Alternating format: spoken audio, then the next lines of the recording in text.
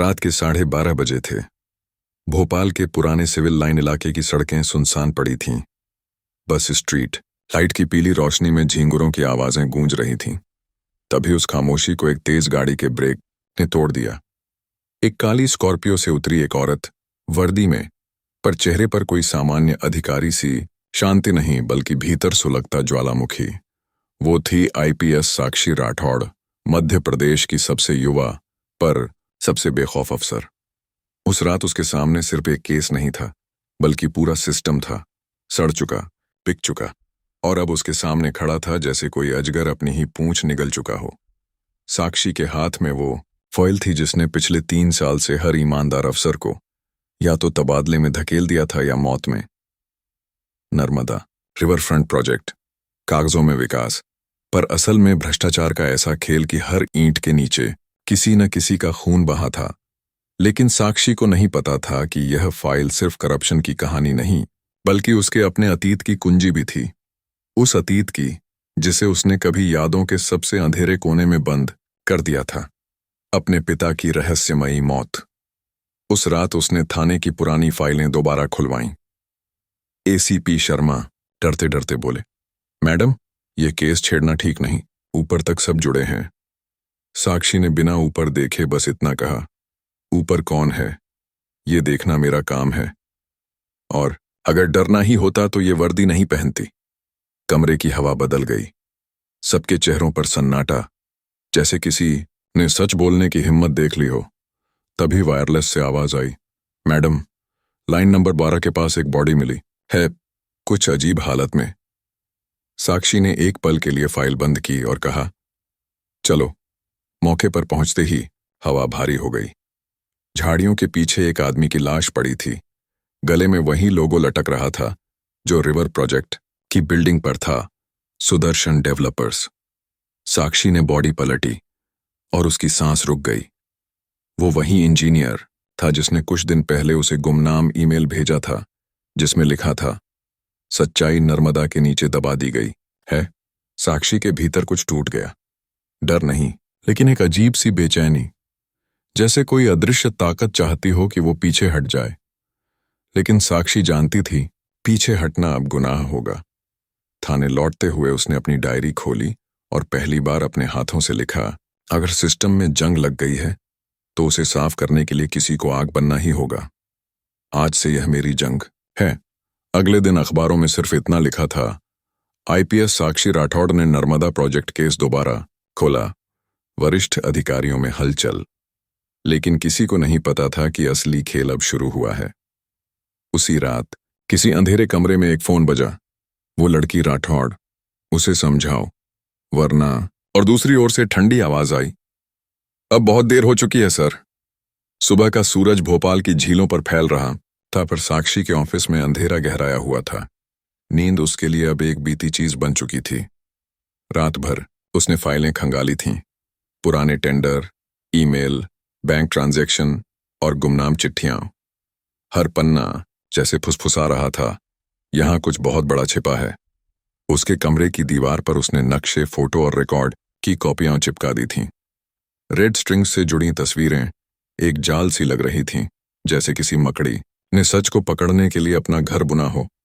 ACP Sharma अंदर आए, coffee रखते हुए बोले, मैडम, पिछले 4 अफसर जिन्होंने इस केस को हाथ लगाया, सबका या तो ट्रांसफर हुआ या एक्सीडेंट। मैं बस इतना कह रहा हूं। साक्षी ने बीच में ही कहा, शर्मा जी, डर आपकी आंखों में है, लेकिन मेरे अंदर भी आग है। फर्क बस इतना है कि मैं इसे जलने नहीं दूंगी, जलाऊंगी। उसी वक्त फोन बजा। मैडम, कोई आपसे मिलना चाहता है, कह रहा है केस के बारे में जरूरी जानकारी है। नाम वो नहीं बता रहा, बस कह रहा है मैंने उसे मरते देखा है। कुछ ही देर में एक दुबला पतला आदमी अंदर आया, आंखों में डर पर होठों पर सच्चाई की कसम। उसने कहा, मैं रमेश हूं, सुदर्शन डेवलपर्स में साइट सुपरवाइजर था। वो इंजीनियर अजीत जो मरा, उसने कुछ ऐसा देखा था जो किसी को नहीं देखना चाहिए था। साक्षी ने उसे पानी दिया और बोली, सीधे बताओ रमेश, क्या देखा उसने? वो कांपती आवाज में बोला, मैडम, प्रोजेक्ट के नाम पर नदी के नीचे कुछ पुरानी सुरंगें खोदी जा रही थीं। रात में कुछ ट्रक आते थे, सीमेंट नहीं कुछ, और लेकर जाते थे। अजीत ने कहा था वहां कंकाल हैं, पुराने, बहुत पुराने। उसने कैमरे से सब रिकॉर्ड किया था। कमरे में सन्नाटा छा गया। साक्षी ने रमेश से पूछा, वो वीडियो कहाँ है? मुझे नहीं पता, मैडम। अजीत ने कहा था, अगर मैं मरा तो वीडियो पुलिस तक पहुंचेगा, लेकिन वो कभी नहीं पहुंचा। साक्षी के दिमाग में बिजली सी कौंधी। उसने तुरंत अपनी टीम को आदेश दिया, नर्मदा फ्रंट साइड सील करो, कोई भी अंदर या बाहर नहीं जाएगा, मीडिया को एक शब्द भी नहीं। लेकिन जैसे ही टीम वहां पहुंची, दृश्य डराने वाला था। पूरे कैंप को आग लगी थी। फाइलें, रिकॉर्ड मशीनें, सब राख। हवा में जलते तेल की गंध थी और दूर कोई छाया भागती दिखी। साक्षी खुद मौके पर पहुंची। राख में से उसने एक आधी जली ड्राइव निकाली, यूएसबी। शायद यही सबूत है, उसने सोचा। लेकिन तभी उसके पीछे किसी ने कहा, मैडम, आपको यहां नहीं होना चाहिए था। साक्षी पलटी। सामने डीआईजी रघुवंशी खड़े थे, मुस्कुराते हुए, पर उनकी आंखों में कुछ छिपा था। ये केस बहुत ऊपर तक जाता है साक्षी, छोड़ दो इसे। अपने करियर की कसम खा लो, लेकिन ये दरवाजा मत खोलो। साक्षी ने ठंडी सांस ली। उनकी आंखों में झांकते हुए बोली, सर, कुछ दरवाजे ऐसे होते हैं जिन्हें खोलने से डर लगता है, लेकिन अगर कोई बंद कर दे तो पूरी दुनिया अंधेरे में चली जाती है, और मैं वो नहीं होने दूंगी। रघुवंशी बिना कुछ कहे चले गए, पर उनके जाते ही साक्षी ने देखा, उसकी गाड़ी के शीशे पर खून से लिखा था, सत्य जानने की कीमत मौत है। रात को जब वह अपने क्वार्टर पहुंची तो खिड़की आधी खुली थी। अंदर किसी ने उसकी मेज पर पुराने अखबार रख छोड़े थे। एक की हेडलाइन थी, ईमानदार अफसर की मौत, आत्महत्या या हत्या। नीचे तस्वीर थी, डीवाईएसपी राघव राठौड़, साक्षी के पिता। उसका शरीर सन्न हो गया। वो कुर्सी पर बैठ गई, अखबार को थामे, और आंखों से आंसू फूट पड़े। पापा, क्या ये वही केस था? वो आधी रात तक वहीं बैठी रही।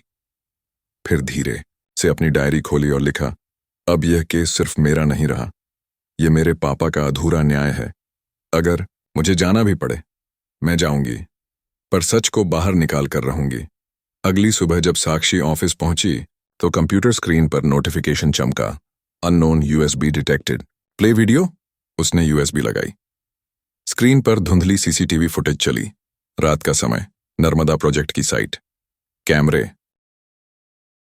की लाइट झिलमिला रही थी, और अचानक जमीन हिली, जैसे कुछ अंदर से हिल रहा हो। कुछ मजदूर भागे। अजीत चीखा, यह क्या है? और फिर कैमरा गिर गया। लेकिन आखिरी फ्रेम में दिखा, किसी सुरंग से निकलता एक कंकाल, आधा इंसान, आधा मिट्टी में ढंसा हुआ। साक्षी ने वीडियो बंद किया। उसके चेहरे पर डर नहीं, बल्कि दृढ़ता थी। अब समझ में आया, नदी के नीचे कुछ ऐसा दफन है जिसे दुनिया को दिखाना है। वो उठी और बोली, शर्मा जी, हमारे पास अब सबूत है और दुश्मन भी। तैयार रहिए, अब ये सिर्फ केस नहीं, युद्ध है। उस रात उसके फोन पर एक संदेश आया, साक्षी राठौड़, तुम्हारे पिता ने भी यही किया था और उन्हें हम बचा नहीं पाए। अगली बारी तुम्हारी है। पर साक्षी मुस्कुराई, अगर अगली बारी मेरी है तो मैं खेल के सारे नियम बदल दूंगी। कमरे की लाइट बंद हो गई। बाहर बारिश शुरू हो चुकी थी, जैसे आसमान भी किसी आने वाले तूफान का संकेत दे रहा हो। सुबह 5 बजे भोपाल के पुलिस मुख्यालय की इमारत अब तक की सबसे गहरी खामोशी में थी। हवा में बारिश की नमी थी, लेकिन साक्षी के अंदर एक ज्वाला जल रही थी। पिछली रात की यूएसबी फुटेज ने उसके पैरों के नीचे की जमीन हिला दी थी। उसने अब तय कर लिया था, चाहे जो भी कीमत चुकानी पड़े, वो नर्मदा के नीचे दबी सच्चाई को दुनिया के सामने लाकर रहेगी। थोड़ी देर बाद मीटिंग रूम में पूरा स्टाफ मौजूद था। साक्षी ने प्रोजेक्टर ऑन किया और सबके सामने वीडियो चलाया। सन्नाटा छा गया। किसी की सांस अटकी, किसी की आंखें फैल गईं। एसीपी शर्मा ने धीमे स्वर में कहा, मैडम, ये अगर बाहर गया तो शहर में तूफान आ जाएगा। साक्षी ने सीधा जवाब दिया, तूफान तो आना ही चाहिए शर्मा जी। सड़ांध साफ करने के लिए हवा का झोंका नहीं, आंधी चाहिए। लेकिन सबूत का होना और उसे साबित करना दो अलग बातें थीं। वो जानती थी ये लड़ाई अब सिर्फ अपराधियों से नहीं बल्कि अपने ही सिस्टम से है। दोपहर तक खबर किसी तरह लीक हो गई। टीवी चैनलों पर हेडलाइन चलने लगी, आईपीएस साक्षी राठौड़ का बड़ा दावा, नर्मदा प्रोजेक्ट में खून और हड्डियों की कहानी, भ्रष्टाचार या ब्लैक मैजिक, रिवर फ्रंट के नीचे क्या दफन है। मीडिया के कैमरे उसके थाने के बाहर जुट गए। लेकिन उसी शाम उसे गृह मंत्री का कॉल आया, साक्षी, तुमने जितनी तेजी से कदम उठाया है उतनी ही जल्दी तुम अपने करियर से भी बाहर हो सकती हो। अभी प्रेस कॉन्फ्रेंस में जाओ और कहो कि वो वीडियो फेक है। साक्षी ने शांत स्वर में कहा, सर, अगर फेक होता तो मुझे डर नहीं लगता, और अगर सच है तो झुकना मेरे खून में नहीं। कॉल कट गया। रात होते ही उसे एक गुमनाम नंबर से मैसेज मिला, तुम्हारा अगला ट्रांसफर आदेश तैयार है और शायद तुम्हारा आखिरी भी। लेकिन साक्षी अब डर से बहुत आगे निकल चुकी थी।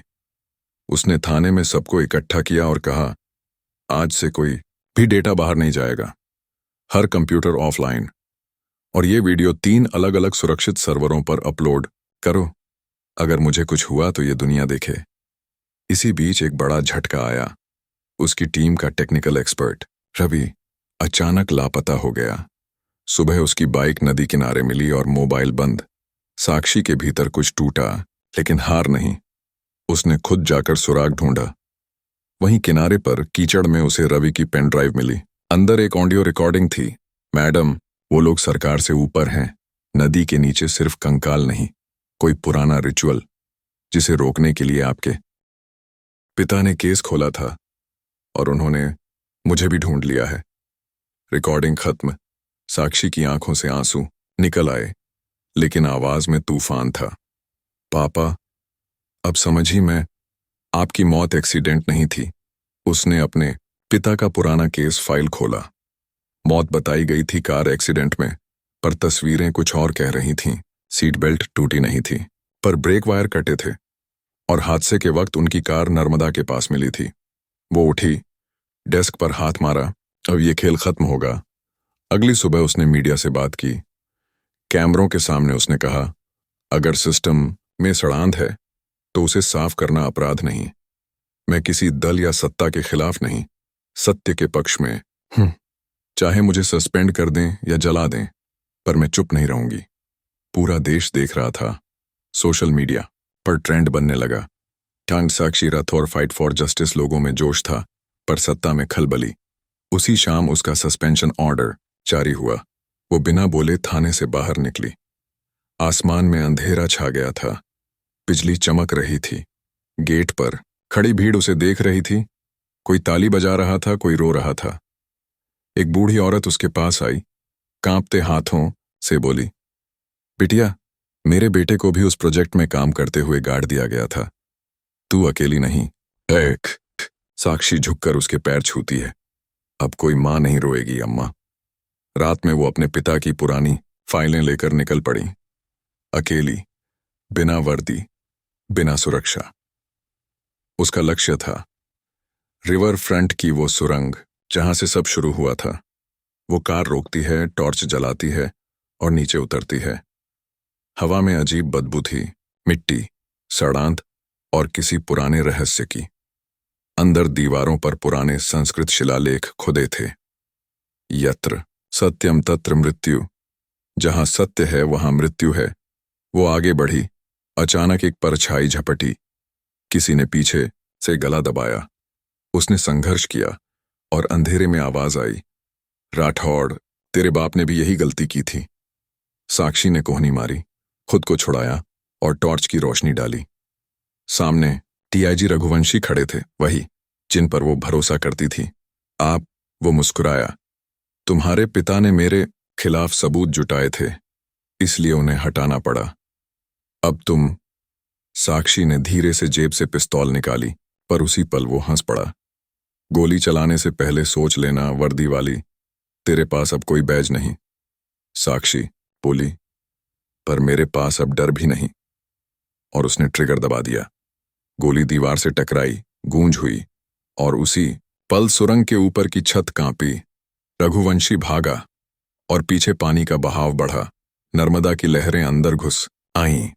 साक्षी ने बमुश्किल बाहर निकलते हुए एक बात महसूस की। दीवारों में कुछ चमक रहा था। उसने देखा, वहां धातु की तिजोरी थी। उस पर उकेरा था आर। वो कांपते हुए बोली, रघाव राठौर, पापा ने इसे छिपाया था। वो तिजोरी उठाकर बाहर निकली और उसी वक्त पीछे की सुरंग ढह गई। बारिश में भीगी, खून से लथपथ साक्षी ने आसमान की ओर देखा। पापा, मैं पीछे नहीं हटूंगी, अब सच जिंदा रहेगा। दूर से सायरन की आवाजें आ रही थीं। पुलिस, एम्बुलेंस और शायद दुश्मन। बारिश अब तूफान बन चुकी थी। रात के 3:30 बजे नर्मदा के किनारे खड़ी साक्षी राठौड़ के हाथ में वो लोहे की तिजोरी थी। जंग लगी, टूटी, लेकिन उसके अंदर क्या था? यही इस पूरी लड़ाई की कुंजी थी। उसने उसे अपनी गाड़ी की डिक्की में रखा और पूरी ताकत से एक्सेलरेटर दबाया। सड़कें फिसलन भरी थीं, पर उसका इरादा पत्थर से भी मजबूत। उसका चेहरा कांच में दिख रहा था, गीला, थका हुआ, पर आंखों में वही आग थी जो उसके पिता की थी। आर, ये अक्षर बार बार उसके दिमाग में गूंज रहे थे। राघव राठौड़, उसके पिता, जिनकी मौत को उसने कभी समझा नहीं, अब वही उसे रास्ता दिखा रहे थे। वो सीधे अपने पुराने क्वार्टर पहुंची, जहां अब तक सिर्फ यादें रहती थीं। कमरे में उसने लैपटॉप खोला और सावधानी से तिजोरी को टेबल पर रखा। पुरानी चाबी तो जंग से टूट चुकी थी। उसने स्क्रू ड्राइवर उठाया और लोहे को धीरे धीरे खोला। क्लिक, तिजोरी खुली। अंदर पुरानी फाइलें थीं, गीली पर साफ। कुछ फ्लॉपी डिस्क, पुराने कैमरा रोल और एक डायरी जिस पर लिखा था रघव राठौर। Private notes. साक्षी के हाथ कांप गए।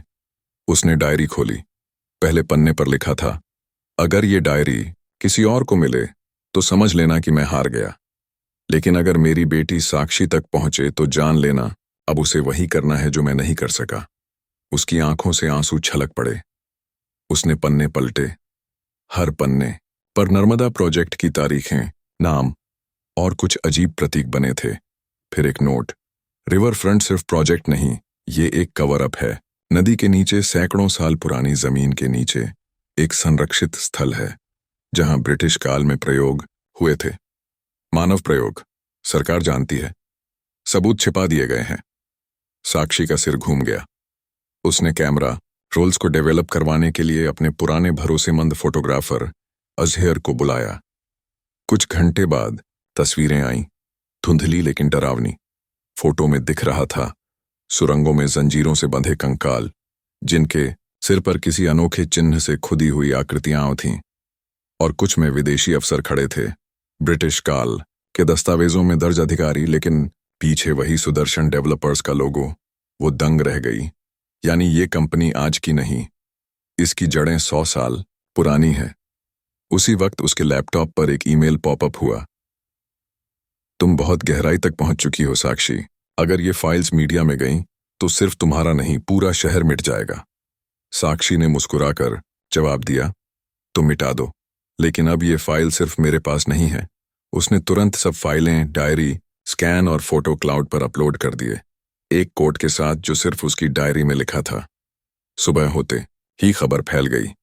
सस्पेंडेड आईपीएस साक्षी राठौड़ का दावा, नर्मदा प्रोजेक्ट के नीचे 100 साल पुराना रहस्य छिपा। सरकार ने जांच कमेटी बनाई। साक्षी की सुरक्षा पर सवाल।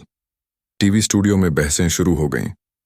कुछ लोग उसे देश की शेरनी कह रहे थे, कुछ सिस्टम की गद्दार, पर असली खेल अभी बाकी था।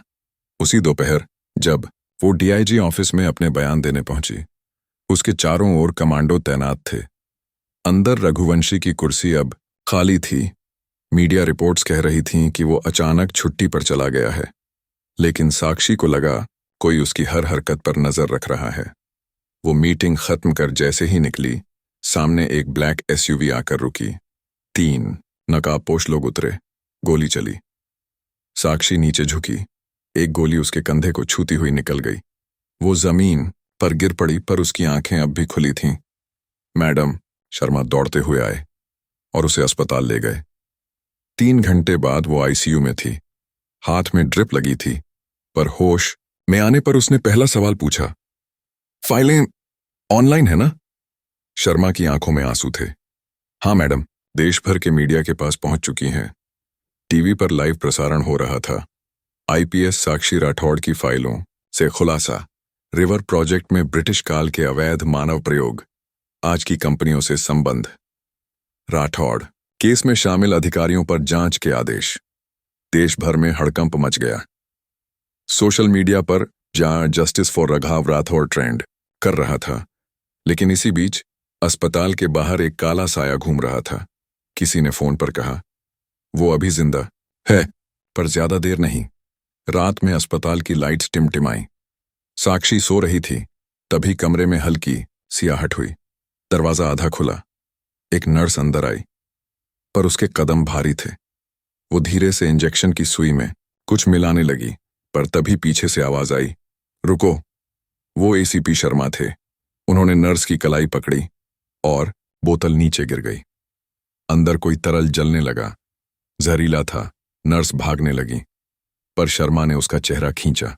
नकाब गिरा। वो रघुवंशी की दाहिनी हाथ इंस्पेक्टर कविता थी। सर, हमें नहीं पता था वो इतना सबूत निकाल लेगी, वो चिल्लाई। शर्मा ने कहा, अब देर हो चुकी है। पुलिस ने उसे गिरफ्तार किया।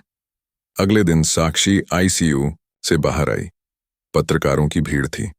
कैमरों के सामने उसने कहा, सिस्टम को हिलाना आसान नहीं होता, लेकिन जब सच बोलने वाली आवाज औरों को भी हिम्मत देती है तो डर हार जाता है। देश भर में उसकी बातें गूंजने लगीं। अखबारों ने लिखा, अकेली आईपीएस ने हिला दिया पूरा सिस्टम। पर कहानी यहीं खत्म नहीं हुई थी। उसी रात उसे अपने पिता की डायरी के आखिरी पन्ने में कुछ लिखा मिला। साक्षी, अगर तुम ये पढ़ रही हो तो जान लो, असली दोषी अभी जिंदा है। उसका नाम वीके है और वो कभी सामने नहीं आता। साक्षी की आंखों में सन्नाटा था। उसने धीरे से कहा, वीके कौन? और तभी उसके फोन पर मैसेज आया, welcome to the real war miss Rathore. उसके होंठों पर हल्की मुस्कान आई, लेकिन नजरें स्टील जैसी ठंडी थीं। अब ये सिर्फ सच की लड़ाई नहीं था कि अब ये सिस्टम वर्सेस साक्षी राठौड़ थी। सुबह का आसमान लाल था, जैसे सूरज खुद खून के रंग में नहाया हो। अस्पताल से डिस्चार्ज होने के बाद साक्षी राठौड़ अब पहले जैसी नहीं रही थी। उसके कंधे पर गोली का निशान था, चेहरे पर थकान, लेकिन आंखों में वो निडर चमक, जैसे उसने मौत को देखकर भी कहा हो, अब भी नहीं। उसने पिता की डायरी के आखिरी पन्ने को फिर से पढ़ा। वीके, वो नाम उसके दिमाग में गूंजता रहा। वीके, कौन हो तुम? शर्मा ने जांच शुरू की। सरकारी रिकॉर्ड खंगाले गए। कंपनियों की फाइलें, ठेके, ईमेल, सब में वीके के नाम का कोई खुला सुराग नहीं था। लेकिन फिर एक शाम, जब साक्षी अपने पिता की पुरानी फाइल स्कैन कर रही थी, उसे एक पुराना लेटर हेड मिला, Vikrant Khurana, infrastructure adviser, Narmada project, 1998। वो ठिठक गई। विक्रांत खुराना, वही नाम जो आज के गृह सचिव के सलाहकार के तौर पर काम कर रहा था। मतलब वही आदमी जिसने ये प्रोजेक्ट शुरू करवाया, वही आज भी सत्ता के बीच बैठा है। वो फाइल लेकर सीधे दिल्ली रवाना हो गई। रास्ते में शर्मा ने पूछा, मैडम हमें डर नहीं लगना चाहिए? साक्षी मुस्कुराई, डर इंसान को रोकता है और मैं अब रुकने नहीं आई हूं। दिल्ली में सीबीआई मुख्यालय के बाहर भीड़ थी। पत्रकारों को भनक लग चुकी थी कि आईपीएस साक्षी कुछ बड़ा लेकर आई है। उसने मीडिया से कुछ नहीं कहा, बस इतना बोली, अब ये फैसला जनता करेगी कि कौन अपराधी है, मैं नहीं। अंदर वो सीधे डायरेक्टर के ऑफिस में पहुंची और सबूत टेबल पर रखे। ये हैं वो फाइलें जो मेरे पिता ने छिपाई थीं। ये दिखाती हैं कि विक्रांत खुराना सिर्फ प्रोजेक्ट का सलाहकार नहीं, बल्कि उस गुप्त नेटवर्क का सिर है जिसने पिछले 30 सालों से सरकारी ठेकों में भ्रष्टाचार, हत्याएं और फर्जी दस्तावेजों का खेल खेला। डायरेक्टर ने माथा पकड़ा। साक्षी, तुम्हें अंदाजा है तुम किसे चुनौती दे रही हो? वो बोली, हाँ, उसी को जिसने मेरे पिता की जान ली थी। दोपहर होते होते मीडिया ने फिर विस्फोटक खबर चलाई। साक्षी राठौड़ ने नाम लिया, विक्रांत खुराना असली मास्टरमाइंड। देश भर में भूचाल आ गया। संसद में हंगामा हुआ। विपक्ष ने जांच की मांग की, पर साक्षी जानती थी इस सच्चाई को बाहर आने नहीं दिया जाएगा इतनी आसानी से। शाम को जब वो होटल में थी, कमरे का फोन बजा। मैडम, सीबीआई से बात करनी है आपसे। कहिए। नहीं, आमने सामने। वो नीचे लॉबी में पहुंची, लेकिन वहां कोई नहीं था, बस हवा। तभी पीछे से एक गाड़ी आई और तेजी से उसके पास रुकी। 2 लोग उतरे, उसे खींचकर अंदर डाल दिया। सब कुछ सेकंड में हुआ। आंख खुली तो उसने खुद को किसी पुराने गोदाम में बंधा पाया। सामने विक्रांत खुराना था, सफेद बाल, सूट पहने, आंखों में ठंडी शांति। तो तुम राघव राठौड़ की बेटी हो, उसने कहा, उसी की तरह जिद्दी। साक्षी ने बंधे हाथों के बीच से कहा, मेरे पिता ईमानदार थे, उन्होंने जो शुरू किया मैं खत्म करूंगी। विक्रांत धीरे धीरे उसके पास आया। तुम्हें लगता है सच से सिस्टम हिल जाएगा? नहीं साक्षी, सिस्टम सच से नहीं डरता, वो उसे खरीद लेता है। साक्षी मुस्कुराई। तो आज देख लेना, मैं बिकने वाली नहीं हूं। विक्रांत हंसा। तुम्हें लगता है तुम्हारा डेटा सुरक्षित है? वो बोली। वो डेटा सिर्फ क्लाउड में नहीं है, वो अब हर नागरिक के फोन पर है। तुम कुछ नहीं कर सकते। विक्रांत के चेहरे का रंग उड़ गया। तभी बाहर सायरन की आवाजें आईं। शर्मा, साक्षी ने चिल्लाया। दरवाजा टूटा। सीबीआई और स्थानीय पुलिस अंदर घुसी। फायरिंग शुरू हुई। साक्षी जमीन पर गिरी, उसके हाथों की रस्सी खुली। उसने पास की टेबल से पिस्तौल उठाई। एक गोली सीधी विक्रांत के कंधे में लगी। ये मेरे पिता के लिए, उसने कहा। विक्रांत गिर पड़ा। पुलिस ने बाकी को पकड़ लिया। बाहर बारिश हो रही थी, जैसे आसमान खुद गवाही दे रहा हो कि अब गंदगी बह रही है। 3 दिन बाद टीवी चैनलों पर हर जगह वही खबर, विक्रांत खुराना गिरफ्तार। आईपीएस साक्षी राठौड़ की बहादुरी से उजागर हुआ 30 साल पुराना घोटाला।